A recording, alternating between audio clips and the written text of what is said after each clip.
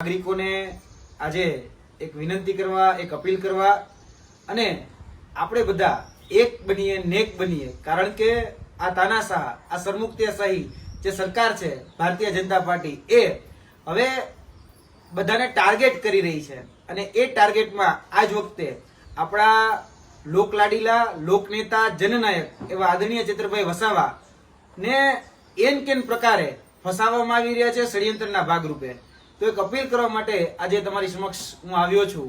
આજે તમે જોઈ શકો છો કે મારી સાથે આદરણીય ચેતરભાઈ વસાવાના ધર્મપત્ની, એમના દીકરા, એમના દીકરી, પરિવારજનોની મુલાકાત આજે ડેડિયાપાડા ખાતે લેવામાં આવી અને એ પરિવારજનોની જ્યારે મુલાકાત લીધી ત્યારે મારે પણ ઘરમાં પરિવાર છે, મારે પણ ઘરમાં નાનો દીકરો છે, ધર્મપત્ની છે, એટલે આ જે પીડા છે એ પીડા હું પણ અનુભવી રહ્યો છું. કેમ કે જ્યારે ઘરનો એક મોભી વ્યક્તિ ઘરમાં ન હોય અને જે પરિસ્થિતિનું જે નિર્માણ થતું હોય છે એ આજે મને પણ ફીલ થઈ રહ્યું છે. એટલે ગુજરાત સરકારના 162 જે નેતાઓ જે છે અથવા તો ભારતીય જનતા પાર્ટીના તમામ જે નેતાઓ જે છે એને કદાચ આ અનુભવ કેમ નથી થતો એ સમજાતું નથી. કારણ કે આ ભ્રષ્ટ ભાજપનું જે તંત્ર અત્યારે જે રીતે લોકોને ટાર્ગેટ કરી રહ્યું છે, લોકોને ષડયંત્ર અને કાવતરના ભાગરૂપે ક્યાંક ને ક્યાંક ફસાવી રહ્યું છે, તેને કારણે આજે એક પરિવાર એની પીડા એ અનુભવી રહ્યો છે. કારણ કે આજે ઘણા બધા એવા કાર્યો હોય છે, ઘણા બધા એવા કામ હોય છે જે અટકી પડ્યા છે. આદરણીય ચેતરભાઈ વસાવા મારા પરમ મિત્ર છે અને આદરણીય ચેતરભાઈ વસાવાના પરિવારમાં પણ ઘણા બધા કામ અટકી પડ્યા છે. તેની સાથે સાથે પરિવારની જવાબદારી હોય એ જ રીતે ડેડિયાપાડાની જવાબદારી પણ એમની પાસે છે. કારણ કે એક ધારાસભ્ય છે, જનપ્રતિનિધિ છે, જનનેતા છે. જ્યારે ડેડિયાપાડાના વિકાસના કામો કરવાના હોય અને જનપ્રતિનિધિને જો જેલમાં પૂરી દેવામાં આવે તો કઈ રીતે કહી શકાય કે એ કાર્યો થઈ શકે? સામાન્ય જે કાર્યો હોય, સામાન્ય જે કામકાજ હોય એ પણ ખોરભે ચડી જતા હોય છે. એટલે ગુજરાતની જનતાનો અંતરાત્મા જાગે એટલા માટે આજે લાઈવના માધ્યમથી કહી રહ્યો છું કે આપણે બધાએ હવે જાગી જવાની જરૂર છે. ખાસ કરીને મારી અપીલ આજના દિવસે તમામ નાગરિકોને, તેની સાથે સાથે આદિવાસી સમાજને છે. તમે કોઈ પણ પાર્ટીની વિચારધારા સાથે સંકળાયેલા હોય, કોઈ પણ પાર્ટી સાથે, તમે કોંગ્રેસ, ભાજપ, આપ, અપક્ષ, વિપક્ષ, જેની પણ સાથે સંકળાયેલા હોય, તમે એક પરિવાર તરીકે આજે ઘરના મોભી તરીકે વિચારો કે તમારા પરિવારના એક વ્યક્તિને, તમારા પરિવારના એક મોભો હોય, એ મોભાને જો તમારાથી દૂર કરી દેવામાં આવે તો શું થાય? આજે પરિસ્થિતિ, આજે આ બહેનો, બાળકો એ અનુભવી રહ્યા છે અને બાળકો જ્યારે અનુભવી રહ્યા છે ત્યારે એક પિતા નથી, પિતા સાથે વાતચીત કરવી છે તો વિડીયો કોન્ફરન્સના માધ્યમથી વાતચીત કરવી પડે છે. આજે રૂબરૂ મુલાકાત લેવામાં પણ ફાફા ચડી જાય છે. આ હકીકત છે. એટલે આ તાનાશાહી, આ સરમુખત્યારશાહી, આ હિટલરશાહી જે છે એ હિટલરશાહી મહેરબાની કરીને બંધ થાય. કહેવાય છે ભાઈ કે બાકર બચ્ચા લાખ, લાખે બેચારા, પણ સિંહણ બચ્ચો એક અને એકે હજારા. એવો અમારો ચેતર વસાવા જે આદિવાસી શેર છે, જે જજુમી રહ્યો છે એકલા હાથે, અને એ જનતાને અપીલ કરી રહ્યું છું, જ્યારે એ ચેતર વસાવા જ્યારે એકલા હાથે લડી રહ્યા છે એમાં નાજ નથી, એ સિંહ છે, એ હાવત છે. એની ડણક એ વિધાનસભામાં પણ ગુંજે છે. એની ડણકથી 162 થરથર ધ્રુજે છે. એ હકીકત છે. પરંતુ હવે એમના પરિવારને અને ડેડિયાપાડાની જનતાના જે સામાન્ય કામો અટકી પડ્યા છે એના માટે જરૂર છે ચેતરભાઈ વસાવાની. જોવા જઈએ તો ખૂબ સામાન્ય કેસ છે. એક એક્ટિવિટીની સંકલનની મીટિંગ હોય અને એ સંકલનની મીટિંગમાં નાની એવી બોલાચાલી થાય અને કહી શકાય કે કદાચ વાતાવરણ ઉગ્ર થયું અને ઉગ્રમાં ક્યાંક ઘુસાતુસીમાં કોઈ ઉપર ક્યાંક આક્ષેપબાજી કે આરોપબાજી થઈ. માની શકીએ છીએ કે બધી જગ્યાએ મીટિંગોમાં આવું નાનું મોટું થતું હોય છે. આમાં પણ થયું. પણ 307 જેટલી ગંભીર કલમ, એટલે કે એટેમ્પ્ટ ટુ મર્ડર, જે ક્યારેય પણ એક સામાન્ય ગ્લાસની ઘટનામાં ન હોય, કાચના ગ્લાસની ઘટનામાં 307 જેવી કલમ લગાડી અને આ મુદ્દાને સનસનીખેજ બનાવી દેવામાં આવ્યો છે. સનસનીખેજ એટલે આખા ગુજરાતની અંદર ચકચારી થઈ જાય અને પછી જયારે જામીન લેવા જાય ત્યારે કોર્ટમાં વકીલ એવું કે ભાઈ કે આ સાહેબ બહુ મોટો ચકચારી કેસ છે, આમાં જામીન ન આપો. અને જોવા જઈએ તો ચીફ જ્યુડિશિયલ કોર્ટ ના પાડે, સેશન્સ કોર્ટ ના પાડે, હવે હાઈકોર્ટના દરવાજા ખખડાવવાનું થયું. અને એ જ જોવા જઈએ તો મંત્રીના દીકરા, બચુભાઈ ખાબડના દીકરા, જે 509ની કલમમાં અંદર હતા, જે કદાચ એના કરતા પણ ગંભીર વાત કહેવાય કે આજે હજારો કરોડનું કૌભાંડ કરેલો વ્યક્તિ કહી શકાય ચીફ જ્યુડિશિયલ કોર્ટમાંથી છૂટી જાય અને આદરણીય ચેતરભાઈ વસાવાને તમે સેશન્સ કોર્ટમાંથી નથી છોડતા. એટલે આ જે ચાલી રહ્યું છે, આ જે અત્યારે જે પરિસ્થિતિ છે, એ પરિસ્થિતિ અમે સમજાવવા માંગે છે નાગરિકોને. કેમ કે નાગરિકોને સમજવું પડશે આજે બે કાયદા એ ગુજરાતની અંદર કામ કરી રહ્યા છે.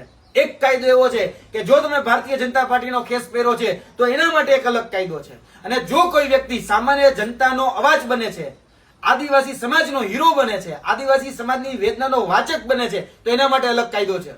અને એમ કેમ પ્રકારે દબાવવા માટે આવા કાયદાઓનો ઉપયોગ કરી અને ટાર્ગેટ કરવામાં આવે છે. અત્યારે પણ આદિવાસી સમાજના નેતા ચેતરભાઈ વસાવાને એક કહી શકાય સુનિયોજિત કાવતરાના ભાગરૂપે એને ટાર્ગેટ કરવામાં આવ્યા છે.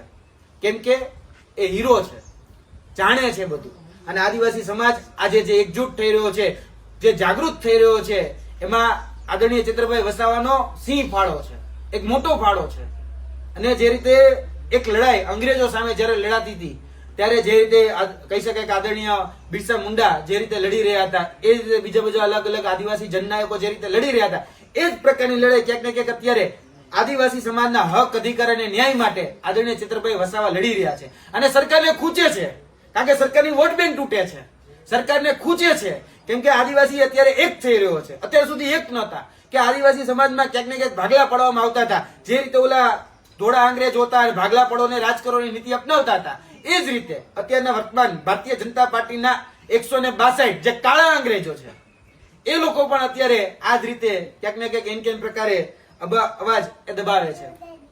તો તમામ આદિવાસી સમાજના તમામ બાળકોને, વડીલોને, યુવાનોને હું અપીલ કરું છું, તમામ ધર્મ, જાતિ, જ્ઞાતિ, ધર્મના લોકોને હું અપીલ કરું છું, તમામ ભારતીય કહી શકાય કે આપણે બંધારણ અંતર્ગત ચાલવા માંગીએ છીએ, તો બંધારણ અંતર્ગત આપણે ભારતીય નાગરિક છીએ.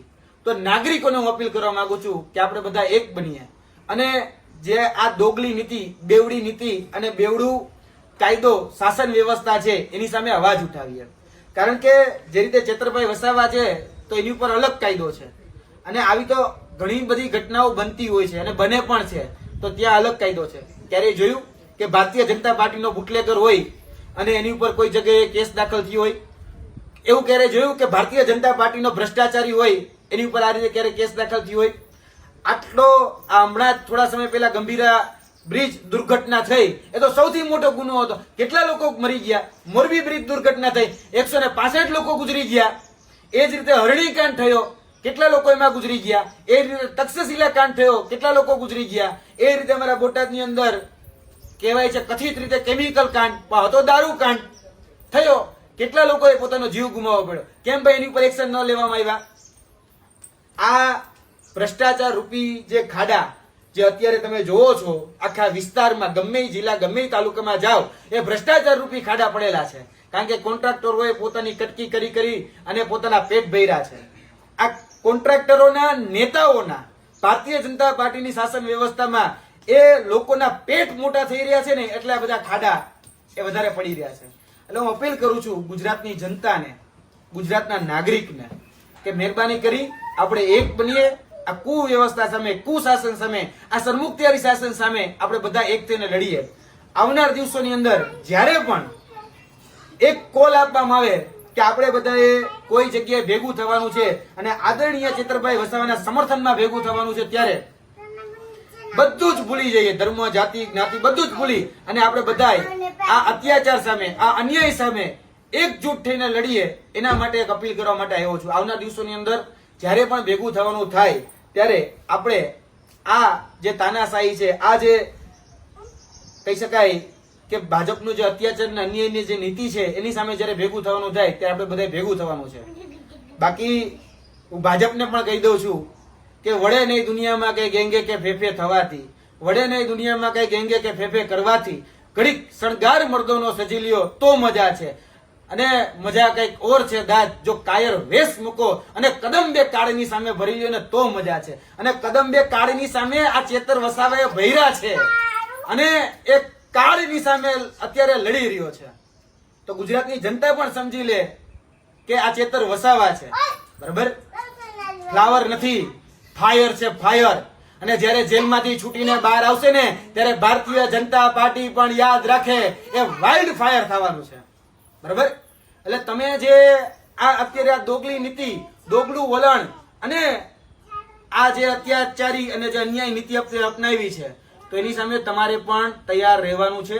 જેટલો કાયદાનો ગેરઉપયોગ કરશો, જેટલો પોલીસને હાથો બનાવશો અને જેટલા કર્મચારીઓને હાથો બનાવશો, જે બેન ઉપર કઈ ટિપ્પણી જ નથી થઈ એ બેન ઉપર આજે કહી શકાય કે એને ક્યાંક ને ક્યાંક હાથો બનાવી અને કશું વાંધો નહીં, એ બેનને ક્યાંક ને ક્યાંક હાથો બનાવી અને આ ગુનો દાખલ કરવામાં આવી રહ્યો છે. એટલે યાદ રાખજો, જે પણ લોકો ખોટું કરી રહ્યા છે પછી એ પણ ભોગવવા માટે તૈયાર રહે. કારણ કે પછી આવનાર દિવસોની અંદર જે લોકો જે ભાષામાં સમજે છે એને એની ભાષામાં જવાબ દેવામાં આવશે અને આવશે જ. કારણ કે પછી જેવું કરશો એવું જ ભરશો. અમે હજી મર્યાદામાં છીએ. અમે હજી ક્યાંય પણ સૈદ્ધાંતિક રીતે કે બીજી ત્રીજી રીતે કોઈ પણ જગ્યાએ અમે ક્યાંય પણ હજી ઊણા ઉતરા નથી. એટલે આવનાર દિવસોની અંદર તૈયાર થઈ જાય તમામ આદિવાસી સમાજ, તમામ અન્ય સમાજો એક થઈ અને અન્યાય અને અત્યાચાર વિરુદ્ધ આપણી જે લડાઈ છે એ લડાઈમાં સાથ સહકાર અને સહયોગ આપે. કારણ કે આદરણીય ચેતરભાઈ વસાવાએ નકલી કચેરી કાંડ એ ઉજાગર કર્યું. હમણાં જ બેન પણ સાક્ષી છે કે મનરેગાનું કૌભાંડ ઉજાગર કર્યું. મનરેગાના કૌભાંડમાં હજારો કરોડનું કૌભાંડ એ ભારતીય જનતા પાર્ટીના નેતાઓએ કર્યું. એટલે દુખે છે પેટમાં અને કૂટો છો માથું. વાંધો છે ચેતર વસાવા કૌભાંડ ઉજાગર કરે એનાથી. જો તમને વાંધો હોય તો યાદ રાખજો, કૌભાંડને ડામવાની તૈયારી કરવી જોઈએ અને કૌભાંડને ડામવા જોઈએ. જે ઉજાગર કરે છે ને નો ડામો. કારણ કે ભૂતકાળમાં તમે અમારે પણ આ હાલ કર્યા છે. અમે જયારે પેપર લીકેજના કૌભાંડોને ઉજાગર કરતા હતા ત્યારે તમે અમને પણ જેલમાં નાખેલા છે. પણ હવે આ તાનાશાહી કે આ કિન્નાખોરી એ અમે નહીં ચલાવી લઈએ અને રાજકીય કિન્નાખોરી તો જરા પણ નહીં ચલાવી રહીએ. એટલે યાદ રાખજો, આવનાર દિવસોની અંદર આદિવાસી સમાજ હોય, અન્ય તમામ સમાજો હોય, 18 વરણ 34 જ્ઞાતિ જાતિ તમામને અપીલ કરીએ છીએ કે આવનાર દિવસોની અંદર જ્યારે પણ ભેગું થવાનું થાય ત્યારે આપણે બધા જ કોઈ પણ પાર્ટી હોય, કોઈ પણ ધર્મ હોય, કોઈ પણ જાતિ હોય, કોઈ પણ જ્ઞાતિ હોય, એ બધું જ ભૂલી આ અન્યાય અને અત્યાચાર સામે લડીએ. કારણ કે આજે ચેતર વસાવા છે, કાલે એવું ન બને કે તમારા પરિવારમાંથી કોઈ મોભી, તમારા પરિવારનો કોઈ આગેવાન ને જેલમાં જવાનો વારો આવે. આ લડાઈ એ આપણા અસ્તિત્વ માટેની લડાઈ છે. આ લડાઈ એ આપણા ભવિષ્ય માટેની લડાઈ છે. આ લડાઈ આપણા બાળક માટેની લડાઈ છે. આ લડાઈ યાદ રાખજો, આપણા અસ્તિત્વ ટકાવવું હશે તો એના માટેની લડાઈમાં આપણે એકજૂટ થવું ખૂબ જરૂરી છે. એટલે વધારે વાત ન કરતા એટલી સંવેદના ચેતરભાઈ વસાવાના પરિવાર સાથે હું રાખું છું કે જ્યાં પણ જે પણ રીતે મારી જરૂર પડશે એમના દીકરાને કે એમના દીકરીને કે ધર્મપત્નીને કે પરિવારજનોના કોઈ પણ સભ્યને તો અમે ખભોથી ખભો મિલાવીને એમની સાથે ખભોથી ખભો રાખીને ઊભા છીએ. તમામ આ દુઃખના સમયમાં ભૂતકાળમાં પણ જે આવ્યો છે અને ભવિષ્યમાં પણ જે આવશે એ સમયમાં પણ તમામ પ્રકારની સંવેદનાઓ એમની સાથે છે. જ્યાં પણ કહેશે અમે એનો સાથ સહકાર અને સહયોગ આપવા માટે તૈયાર છીએ. કારણ કે ચેતરભાઈ વસાવા એ અમારા દિલમાં વસે છે અને ચેતરભાઈ વસાવા માટે જો ધ્યાન દેવું પડે તો એના માટેની પણ અમારી સંપૂર્ણ તૈયારી છે. બાકી યાદ રાખજો, આ તાનાશાહીને અમે સહન નહીં કરીએ, આ શ્રમોત્તરશાહીને અમે સહન નહીં કરીએ. કારણ કે અમારા વંશજો પણ એ અંગ્રેજો સામે લડ્યા છે, અમારા વંશજો પણ અત્યાચારને ન્યાય સામે લડ્યા છે. ત્યારે તમને આઝાદી મળી છે. આઝાદીનું મૂલ્ય અમે જાણીએ છીએ અને આ જ આઝાદી જે બંધારણથી અમને મળી છે એ બંધારણને આગળ રાખી જે હકો અધિકારો અમને બંધારણમાં બાબા સાહેબ આંબેડકર એ આપ્યા છે એને સાથે લઈ આવનાર દિવસોની અંદર આ લડાઈ અમે લડવા જઈ રહ્યા છીએ.